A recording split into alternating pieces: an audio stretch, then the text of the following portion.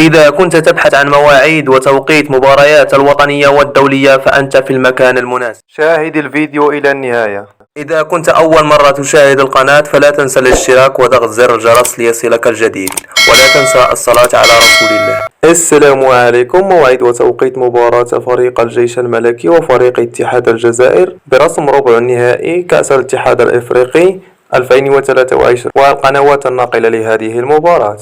تأهل الجيش الملكي إلى ربع النهائي كأس الاتحاد الإفريقي بعد احتلاله المركز الأول في ترتيب المجموعة الثالثة من دور المجموعات، وتأهل فريق اتحاد الجزائر الجزائري إلى ربع النهائي بعد احتلاله المركز الثاني في ترتيب المجموعة الأولى من دور المجموعات، ويواجه فريق الجيش الملكي فريق اتحاد الجزائر برسم ربع النهائي كأس الاتحاد الإفريقي يوم الأحد 23 أبريل 2023 على الساعة 8 بتوقيت المغرب، وعلى الساعة 9 بتوقيت الجزائر تونس، وعلى الساعة 10 بتوقيت مصر إن شاء الله. وستبث أطوار هذه المقابلات على قناة بي ان سبور HD 4.